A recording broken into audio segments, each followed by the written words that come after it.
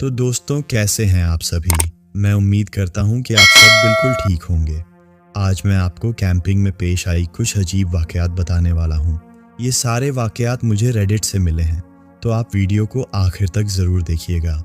साथ ही अगर आप चाहते हैं कि मैं आपकी कहानियों को अपनी आवाज़ दे दूं, तो कहानियां सुनने के बाद आप मुझे व्हाट्सएप पर मैसेज कर सकते हैं। मैं आप सबको वहीं पर मिलूंगा। व्हाट्सएप नंबर इस वक्त आपको स्क्रीन पर नज़र आ रहा होगा। अब बढ़ते हैं कहानी की तरफ। ये पहला वाकया जो मैं आपको बताने वाला हूँ, ये पेश आया था फ्रेडी और उसके दोस्तों के साथ, जो कि नेशनल पार्क में कैंपिंग के लिए गए हुए थे। अब आगे का वाकया मैं आपको फ्रेडी के ज़ुबानी सुनाऊंगा। मेरा नाम फ्रेडी है और मैं अलबामा के नेशनल फॉरेस्ट में अपने दोस्तों के साथ कैंपिंग के लिए गया था। ये वाकया मेरे और मेरे दोस्तों की ज़िंदगी का सबसे ज़्यादा भयानक और अजीब वाकया था। इस वाकये के बाद मैं करीब 1 महीने तक सो नहीं पाया था। मैं अपने दोस्तों के साथ कैंपिंग पर गया हुआ था। मेरे साथ मेरी गर्लफ्रेंड मेरी और मेरी की 2 दोस्त हिना और माइक भी थे। हिना और माइक को मैं उतना अच्छे से नहीं जानता था, इसलिए मैं उनसे कुछ ज़्यादा बात नहीं कर रहा था, क्योंकि वो मेरी के दोस्त थे। हम सब कैंपिंग लोकेशन पर पहुंच गए और वहाँ पर मिलकर कैंप लगाया। जहाँ पर हम कैंपिंग करने गए थे वो कैंपिंग लोकेशन बहुत ही ज़्यादा अच्छी लोकेशन थी। हमें बस थोड़ी बहुत हाइकिंग करनी पड़ी। 1 से 2 घंटे की हाइकिंग के बाद हम उस कैंपिंग की जगह पर पहुँच गए जहाँ हमें कैंपिंग करनी थी। हम पहले भी वहाँ पर कैंपिंग करने जा चुके हैं। जब हम वहाँ पर पहुँचे तो वहाँ कोई और कैंप नहीं लगा हुआ था। ये पहली बार था जब वहाँ पर कोई भी कैंपिंग करने नहीं आया था, लेकिन पास में ही एक कैंप लगा हुआ था। जब हम वहाँ पहुँचे तो हमने देखा कि वो कैंप उसी जगह पर लगा हुआ है जिस जगह पर अक्सर हम कैंपिंग करते हैं, लेकिन उस कैंप का मालिक वहाँ नज़र नहीं आ रहा था। हमें लगा कि शायद वो जंगल के अंदर ही कहीं गया होगा। वो कौन था हमें नहीं पता। अब चूंकि वो हमारी कैंपिंग की जगह पर कैंप लगा चुका था, इसलिए हम थोड़ा सा उससे दूर, तकरीबन 15 से 20 मीटर दूर जाकर कैंप लगा रहे थे। माइक और हिना ने अपना अपना कैंप सेटअप किया और मैं और मेरी कैंप फायर जला रहे थे। उसके बाद मैंने और मेरी ने भी अपना कैंप सेटअप किया। हम अपना काम करते हुए उस पहले वाले कैंप को देख रहे थे। हमें वहाँ आए हुए 1 घंटे से ज़्यादा हो गया था और उस कैंप का मालिक अभी तक नहीं आया था। उसके बाद हमने अपनी कैंप फायर जलाई। मेरी सबके लिए सैंडविच लेकर आई थी। हम सब मिलकर सैंडविच खा रहे थे और बियर पीते हुए बातें कर रहे थे। हमें काफ़ी देर हो गई थी, इसलिए फिर हम सोने के लिए अपने अपने कैंप में चले गए। वहाँ पर अंधेरा बहुत ज़्यादा था और हमें जंगल में रात के अंधेरे की, कीड़े मकोड़ों की ही आवाज़ें आ रही थीं। सब कुछ एकदम शांत था। हमने अपनी कैंप फायर को जला हुआ छोड़ दिया था और फिर सब अपने कैंप में जाकर सो गए। लेकिन पता नहीं क्यों मेरा ध्यान बार बार उसी कैंप की तरफ जा रहा था जिसका मालिक अभी तक नहीं आया था। मुझको नींद भी नहीं आ रही थी। मैं कैंप में ही बस चुपचाप लेटा हुआ था और इधर उधर करवटें बदल रहा था। मैंने कुछ देर के लिए बस अपनी आंखें बंद की और तभी मुझको किसी के हंसने की आवाज़ आई। वो हंसने की आवाज़ एक औरत की थी। पहले मुझको लगा कि शायद मेरा कोई वहम है और मैंने फिर से अपनी आंखें बंद कर लीं। कुछ देर बाद मुझको वही हंसने की आवाज़ दोबारा आई। मुझको लगा कि शायद मेरी या उसकी दोस्त, इन दोनों में से कोई अभी भी जाग रहा है और एक दूसरे से बात करते हुए हंस रहे हैं। इसलिए मैंने इस बात पर ध्यान नहीं दिया। जब 1-2 बार मुझको उस हंसने की आवाज़ दोबारा आई तो मैंने टेंट में बनी हुई एक छोटी सी खिड़की से बाहर देखा। मैंने देखा कि हिना और मेरी दोनों लोग अपने टेंट में सो रहे हैं और माइक भी सो रहा था। तो फिर वो आवाज़ किसकी थी मुझको समझ में नहीं आया। मैंने उस चीज़ को नज़रअंदाज किया और दोबारा अपने टेंट में लेट गया और अपने साथ लाई हुई बुक को पढ़ने लगा। तभी मुझको ऐसा लगा कि मेरे टेंट के पास से कोई गुजर कर गया है। मैं अचानक से चौंक गया और फ़ौरन टेंट से बाहर देखने लगा और वहाँ पर कोई भी नहीं था। फिर मेरी नज़र दोबारा उसी कैंप पर गई जो हमसे पहले वहाँ पर लगा हुआ था। उस कैंप के अंदर मुझको एक परछाई दिखाई दी और वो परछाई एक औरत की परछाई थी और टेंट के अंदर लाइट जल रही थी शायद वो एक फ्लैश लाइट थी। उस फ्लैश लाइट से बनी हुई परछाई ही मुझको नज़र आ रही थी। उस औरत के अलावा उस टेंट के अंदर और कोई भी नहीं था। वो औरत बस हंसे जा रही थी और उसके हंसने की आवाज़ मुझको मेरे टेंट तक आ रही थी। बाकी सब लोग बहुत ज़्यादा गहरी नींद में थे, इसलिए उनको वो आवाज़ शायद नहीं सुनाई दी। वो औरत जो भी थी, मुझे इतना पता है कि शायद वही मेरे टेंट के बगल से निकल कर गई थी। मैं बस यही सोच रहा था कि रात के अंधेरे में आखिर वो यहाँ घूम क्यों रही थी और वो आखिर हमारे टेंट की तरफ आई क्यों थी। मैंने सोचा कि मैं जाकर एक बार उससे बात करूं, लेकिन रात काफ़ी हो गई थी और उस वक्त किसी अजनबी को परेशान करना ठीक नहीं लगा। तो मैंने सोचा कि उससे कल सुबह बात करूंगा। मैं दोबारा अपने टेंट के अंदर चला गया और सोने की कोशिश कर रहा था। तभी उस औरत के हंसने की आवाज़ बंद हो गई थी। मुझको अभी भी नींद नहीं आ रही थी, इसलिए बस मैं अपनी आंखें बंद करके अपने टेंट में चुपचाप लेटा हुआ था। 15 मिनट बाद मुझको फिर से ऐसा लगा कि मेरे टेंट के पास से कोई धीरे धीरे चल कर गया हो।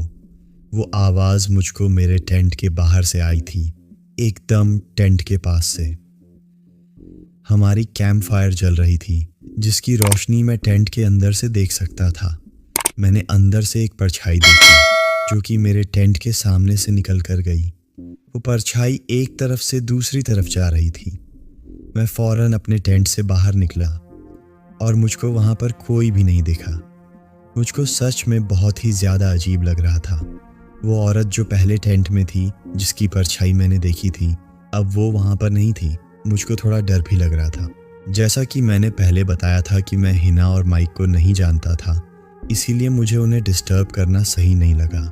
मुझे लगा कि जो अभी मैं महसूस कर रहा हूँ वो मुझे मेरी को बताना चाहिए, क्योंकि मुझे कुछ भी समझ में नहीं आ रहा था। और अगर मैं ये बात मेरी के अलावा उन दोनों को बताऊंगा तो वो लोग शायद मुझे पागल ही समझेंगे। फिर मैंने मेरी को ये बात बताने की सोची। मैं अपने टेंट से बाहर निकला और मेरी के टेंट के पास गया और उसको बाहर से बुलाया, लेकिन उसने मेरी बात नहीं सुनी। शायद वो काफ़ी ज़्यादा गहरी नींद में थी। शायद वो मुझको सुन नहीं पा रही थी, क्योंकि मैं बहुत धीमे बोल रहा था। मैंने फिर मेरी के टेंट को खोलकर देखा तो मैंने देखा कि मेरी अंदर थी ही नहीं। ये देखकर मैं हैरान रह गया। उस वक्त जंगल में बहुत ही ज़्यादा अंधेरा था और रात के तकरीबन 1 बज रहे थे। मेरी वहाँ से गायब हो गई थी। मुझको समझ में नहीं आ रहा था कि आखिर मेरी रात के अंधेरे में गई कहाँ और मैं उसे कहाँ ढूंढूं। मैंने अपने टेंट से अपनी फ्लैश लाइट उठाई और मेरी को ढूंढने लगा। मैं उसको आवाज़ दे रहा था, मेरी, तुम कहाँ हो? मेरे सवाल का कोई भी जवाब नहीं आ रहा था। फिर मेरी नज़र उस पहले वाले टेंट पर गई जिसमें मैंने एक परछाई देखी थी और मैंने दोबारा उस परछाई को देखा। इस बार वो परछाई वहाँ पर थी, लेकिन रो रही थी। मैं बाहर से साफ साफ उस परछाई को देख सकता था। शायद उसको किसी मदद की ज़रूरत थी। मैंने सोचा कि मैं उससे एक बार पूछ लूँ कि उसको कहीं कोई मदद तो नहीं चाहिए, लेकिन मुझको मेरी की भी फिक्र हो रही थी। आखिर वो चली कहाँ गई थी? मुझे कुछ समझ में नहीं आ रहा था। उस लड़की के रोने की आवाज़ लगातार मेरे कानों पर पड़ रही थी, इसलिए मैं चाहकर भी उसको नज़रअंदाज नहीं कर पाया। मैं फिर धीरे धीरे उसके टेंट के पास जा रहा था। मैंने अपनी फ्लैश लाइट उसके टेंट की तरफ ही पॉइंट की हुई थी और आगे बढ़ रहा था। फिर मैं कुछ देर बाद उसके टेंट के पास जाकर खड़ा हो गया और मैंने उससे पूछा, आपको किसी तरह की मदद चाहिए क्या? वो लगातार रोए जा रही थी और चुप तक नहीं हो रही थी। मैंने उससे दोबारा पूछा, आपको किसी तरह की मदद चाहिए क्या? मैं अपने दोस्तों के साथ कैंपिंग करने आया हूँ और मैंने आपकी आवाज़ सुनी तो मुझको लगा कि शायद आपको मेरी मदद चाहिए, इसलिए मैं चला आया। मैंने इतना ही बोला, पर वो फिर भी चुप नहीं हो रही थी। वो लगातार रोए जा रही थी। मुझे बस टेंट के बाहर से उसकी परछाई दिख रही थी। शायद वो मुझको सुन नहीं पा रही थी या फिर वो मुझको अपनी परेशानी बताना नहीं चाह रही थी। उसका टेंट भी खुला हुआ था। पता नहीं मेरे दिमाग में क्या आया। मैंने सोचा कि मैं उसके टेंट के अंदर जाकर देखूं। मैं जैसे ही उसके टेंट के पास जाकर देखने की कोशिश करने लगा, मुझको पीछे से किसी ने छुआ और मैं चौंक गया। मैं डर की वजह से जैसे ही पीछे घूमा, मैंने देखा कि वो मेरी थी और वो मुझको देखकर वो भी चौंक गई थी। मैंने मेरी को देखा और उससे पूछा, तुम कहाँ थी? मैं तुम्हें ढूंढ रहा था। तो उसने बताया कि वो टॉयलेट गई थी। जब वो आई तो उसने देखा कि मेरा टेंट खुला हुआ है और फिर उसकी नज़र मेरी तरफ गई। फिर मेरी यहाँ पर मुझे देखने आ गई। मेरी ने मुझसे पूछा, तुम यहाँ पर क्या कर रहे हो? मैंने उसको बताया, इस लड़की की मदद करने आया हूँ। मेरी ने पूछा, कौन लड़की? मैंने जैसे ही मेरी को उस टेंट की तरफ दिखाया, मैंने देखा कि वो परछाई वहाँ से गायब हो गई थी और टेंट के अंदर जो फ्लैश लाइट जल रही थी वो भी बुझ चुकी थी। तभी मैंने मेरी को बताया कि यहाँ पर एक लड़की बैठकर रो रही थी और मुझको उसकी परछाई भी दिखाई दी थी, लेकिन वो अचानक से गायब हो गई। मैंने मेरी को जैसे ही ये बात बताई, वो जोर जोर से हंसने लगी। उसने बोला, शायद तुमको बियर चढ़ गई है। मैंने उसको बताया कि मुझको कोई वहम नहीं हुआ है, लेकिन उसने मेरी बात नहीं सुनी और नहीं मानी। उसने मुझसे कहा कि मैं जाकर अपने टेंट में सो जाऊं। मैंने भी उससे ज़्यादा बहस नहीं की और अपने टेंट में चला गया। लेकिन मुझको तो अभी भी कुछ भी समझ में नहीं आ रहा था। मैं सो तक नहीं पा रहा था। करीब 1 घंटे बाद मेरी आंख लग गई और मैं सो गया। और कुछ देर बाद मेरी आंख अचानक से फिर से खुली। मैंने देखा कि टेंट के पास फिर से उसी लड़की की आवाज़ आ रही थी। इस बार मैं अपने टेंट से फौरन बाहर निकला और मैंने देखा कि वो दोबारा उसी कैंप के अंदर बैठी हुई थी और हंस रही थी। इस बार मैं भागते हुए उसकी तरफ गया और उसके टेंट को खोल दिया और अंदर झांक कर देखा तो मैं देखकर हैरान रह गया था। उस टेंट के अंदर एक लड़की की लाश थी जो कि बहुत बुरी तरह से सड़ चुकी थी। मैं उसको देखकर एकदम डर गया था। उसको देखते ही मैं जोर जोर से चिल्लाने लगा। मेरी, माइक और हिना, इन सब लोगों ने मेरी आवाज़ सुनी और वो भी डर के उठ गए। वो सब मेरे पास भागते हुए आए और मैंने उनको उस टेंट के अंदर देखने को कहा। वो एक लड़की की डेड बॉडी थी और वो सब उस डेड बॉडी को देखकर डर गए थे। रात के तकरीबन 3 बज रहे थे और वो सब बहुत ज़्यादा डर गए थे।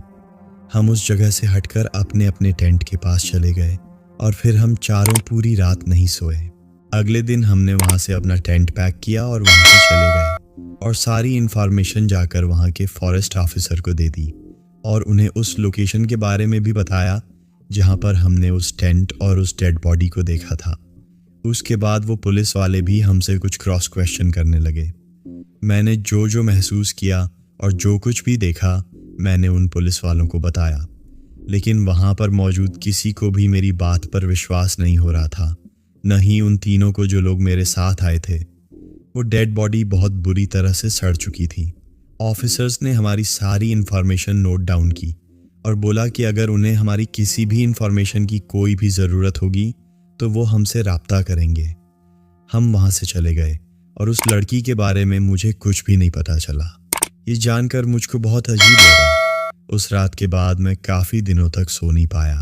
फिर उस लड़की का पोस्टमार्टम जिस डॉक्टर ने किया था, उन्होंने एक इन्फॉर्मेशन पुलिस वालों को दी और पुलिस वालों ने हमें बताया कि उस लड़की को एक सांप ने काट लिया था, जिसकी वजह से उसकी मौत 3-4 दिन पहले हो गई थी और उस कैंपिंग एरिया में ज़्यादातर कोई जाता नहीं है, इसलिए उसके बारे में किसी को पता नहीं चला और फॉरेस्ट ऑफिसर भी उस एरिया में कई दिनों से पेट्रोलिंग करने नहीं गए हैं, इसलिए उन्हें उसके बारे में कोई भी इन्फॉर्मेशन नहीं थी। हालांकि मैंने जो भी चीज़ एक्सपीरियंस की थी इस बारे में न उन ऑफिसर्स ने कोई बात की और न ही मैंने। बहुत टाइम तक मैं बहुत ज़्यादा परेशान रहा। मुझे कुछ भी समझ में नहीं आ रहा था। मैं काफ़ी दिनों तक सो भी नहीं पाया। रात के अंधेरे में मुझे उसी लड़की का चेहरा नज़र आता था और ऐसा लगता था कि वो लड़की अभी भी मेरे पास खड़ी होकर रो रही है या हंस रही है। काफ़ी महीनों बाद मैं इस चीज़ से बाहर आया और ये वाकया मेरी ज़िंदगी का सबसे खतरनाक वाकया था। तो दोस्तों, ये थी कैंपिंग से रिलेटेड पहली कहानी। अब मैं आपको एक दूसरी कहानी बताने वाला हूँ। ये दूसरी कहानी जेम्स नामी एक लड़के के साथ पेश आई थी और अब आगे की कहानी मैं आपको जेम्स के ज़ुबानी बताऊंगा। मेरा नाम जेम्स है। कॉलेज की छुट्टियों के बाद मुझे अकेले सोलो कैंपिंग ट्रिप पर जाने का बहुत मन किया। मैंने फ़ौरन अपना बैग पैक किया और यहीं पास के जंगलों में कैंपिंग करने के लिए चला गया। मैं पहले भी वहाँ पर कैंपिंग करने जा चुका हूँ और पहले भी वहाँ पर बहुत ही अजीब अजीब एक्सपीरियंसेस हुए हैं। एक एक्सपीरियंस इस बार भी हुआ जो कि मुझे हमेशा याद रहेगा और इस वाक़ये को मैं आप लोगों को बताना चाहता हूँ। दरअसल जब मैं उस कैंपिंग लोकेशन पर पहुँचा तो वहाँ पर बहुत ज़्यादा गंदगी थी। मैं पहले भी वहाँ पर जा चुका हूँ, लेकिन बहुत दिनों बाद मैं फिर वहाँ पर दोबारा गया था। जब मैंने वहाँ की लोकेशन देखी तो मुझे वहाँ पर कोल्ड ड्रिंक के कैन, सिगरेट के टुकड़े, शराब की बोतलें और भी कई ऐसी गंदी चीज़ें पड़ी मिली, जिससे ये पता चल रहा था कि वहाँ पर मुझसे पहले भी बहुत लोग आ चुके हैं और वहाँ पर अब उस जगह को काफ़ी ज़्यादा गंदा भी कर चुके हैं। इसलिए वहाँ पर कैंपिंग करना मुझे कुछ ठीक नहीं लगा। मुझे और कोई ख़ास अच्छी जगह पता नहीं थी, तो मैं उसी जगह से थोड़ा सा और आगे जंगल के अंदर चला गया। मैं पहली बार वहाँ पर गया था। वो जगह भी कुछ ठीक ठाक ही थी। बड़े बड़े पेड़ थे वहाँ पर। बगल से एक छोटी सी नदी भी बह रही थी जो कि बहुत ही ज़्यादा प्यारी लग रही थी। चाँद का अक्स पानी में बहुत ही ज़्यादा खूबसूरत लग रहा था। रात के कीड़े मकोड़ों की आवाज़ें और हवाएं भी काफ़ी ज़्यादा अच्छी चल रही थीं। मैंने सोचा कि मैं वहीं पर ही अपना कैंप लगाता हूँ। हर बार की तरह मैं अपना सारा सामान लेकर आया था। वहाँ पर कैंप फायर चलाने में थोड़ी सी दिक्कत हो रही थी क्योंकि हवा काफ़ी ज़्यादा तेज़ चल रही थी। पहली वाली जगह पर चारों तरफ पेड़ों से घिरा रहता था, इसलिए वहाँ पर कैंप फायर काफ़ी अच्छे से जल जाती थी।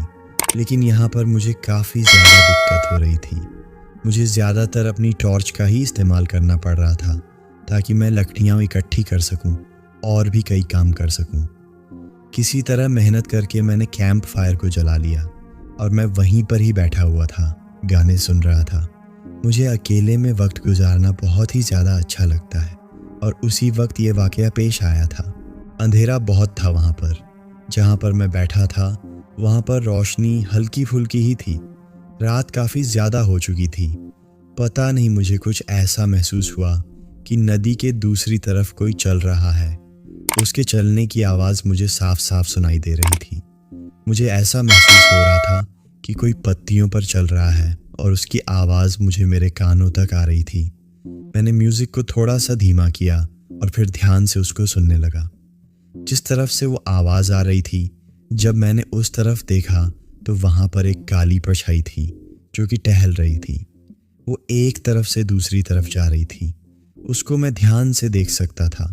पता नहीं शायद उसने मुझे देखा था या नहीं, लेकिन मेरी कैंप फायर जल रही थी तो उसकी हल्की फुल्की रोशनी तो उसको दिखाई दे रही होगी। लेकिन फिर भी उसने मेरी तरफ बिल्कुल भी नहीं देखा और वो चुपचाप जा रहा था। मैंने भी उस पर ध्यान नहीं दिया, लेकिन मुझे ऐसा लगा कि उसे पता चल गया कि मैं उसे देख रहा हूँ। वो अचानक से मुझे देखने लगा, मतलब कि वो रुक गया था। मुझे इतनी दूर से उसका चेहरा तो नहीं दिखाई दे रहा था, लेकिन उसके अंदाज से मुझे साफ साफ पता चल गया था कि मेरे वहाँ पर होने का उसे पता चल गया है। फिर वो कुछ देर तक खड़ा होकर मुझे देखता रहा। मैं उसे नज़रअंदाज करने की कोशिश कर रहा था, लेकिन पता नहीं क्यों बार बार मेरा ध्यान उसी की तरफ जा रहा था। उसने जैसे ही मुझे देखा वो अजीब सी आवाज़ें निकालने लगा। वो आवाज़ किसी इंसान की आवाज़ तो बिल्कुल भी नहीं थी, जैसे कि कोई चीख रहा हो। इतनी ज़ोर से वो चिल्लाया कि मैं बहुत ज़्यादा डर गया था। आज भी जब मैं उस रात के बारे में सोचता हूँ तो उसकी आवाज़ मेरे कानों में गूंजने लगती है। पता नहीं आखिर वो इतना चिल्लाया क्यों। उसके चीखने के बाद वो उस पानी में कूद गया और तैरते हुए मेरी तरफ ही आ रहा था। मैं बहुत ज़्यादा डर गया था। मुझे लग रहा था कि शायद वो मुझे मारने आ रहा है या फिर मुझे किसी तरीके का कोई नुकसान न पहुंचा दे। उस वक्त मेरी उम्र ही कितनी थी, सिर्फ 23 साल, और उसकी उम्र काफ़ी ज़्यादा बड़ी लग रही थी और दूर से उसका कद भी काफ़ी ज़्यादा लंबा लग रहा था। मैं चाहकर भी उसे जीत न पाता। वो पानी में कूद गया और तैरते हुए मेरी तरफ ही आ रहा था। लेकिन उसके बाद जो वाक़या पेश आया वो देखकर तो मैं एकदम हैरान हो गया। वो आदमी पानी में तैरते तैरते मेरी आंखों के सामने हवा में ही गायब हो गया, जैसे कि कोई हवा होती हो, एकदम गैर मेरी। वो मुझे दिख भी नहीं रहा था। अचानक से कहाँ गायब हो गया, मुझे कुछ भी समझ में नहीं आया। वो पानी के अंदर डूबा भी नहीं था, बस धीरे धीरे वो गायब होता गया, जैसे कि कोई परछाई। ऐसा मंजर मैंने पहली बार देखा था। वो कौन था, कहाँ से आया था, मुझे बिल्कुल भी नहीं पता। आखिर वो मेरी तरफ आ क्यों रहा था, ये भी मुझे नहीं पता चला। लेकिन जैसे जैसे वो गायब हुआ, मैं बहुत बहुत ज़्यादा डर गया था। मैंने फ़ौरन अपना सारा सामान पैक करना शुरू कर दिया। मुझे बहुत ज़्यादा डर लग रहा था कि ऐसा न हो वो पानी से दोबारा निकलकर आकर मुझ पर हमला कर दे। मैंने कैसे तैसे थोड़ा बहुत सामान पैक किया और कुछ चीज़ें वहीं पर ही छोड़ दी जो कि शायद ज़रूरी नहीं थी। मैं भागते हुए जंगल के बाहर निकल रहा था। मेरे हाथ में मेरी टॉर्च थी। उसी टॉर्च से देखते हुए मैं वहाँ से बाहर निकलने की कोशिश कर रहा था। ये मंजर बहुत ही ज़्यादा भयानक था। मेरा कोई भी पीछा नहीं कर रहा था, लेकिन ऐसा लग रहा था कि शायद वो परछाई मेरे ही पीछे हो। बार बार मुझे अपने साथ ही किसी और के भी भागने की आवाज़ आ रही थी और वो मेरा कोई वहम नहीं था। लेकिन फिर भी मैं रुका नहीं और न ही मैंने पीछे पलट कर देखा। जल्दबाजी में मेरी टॉर्च भी वहीं पर गिर गई और मेरी हिम्मत भी नहीं हुई कि मैं दोबारा अपनी टॉर्च को उठा लूं। मैं बस लगातार वहां से भागता रहा और फिर मेन रोड पर पहुंचकर घर की तरफ दौड़ने लगा। मैं बार बार पीछे की तरफ मुड़कर देख रहा था और यही एहसास हो रहा था कि ऐसा न हो कि वो मेरे पीछे आए। लेकिन वो आदमी कौन था, कहाँ से आया था और कहाँ चला गया, मुझे कुछ भी पता नहीं चला। और ये मंजर और ये हादसा मैं आज तक भूल नहीं पाया हूँ। तो दोस्तों, ये थी कैंपिंग से रिलेटेड कुछ खौफनाक वाक़यात। मैं उम्मीद करता हूँ कि आपको वीडियो पसंद आई होगी। अगर आपको वीडियो पसंद आई है तो चैनल को सब्सक्राइब लाजमी करें। तो मिलते हैं अगली वीडियो में।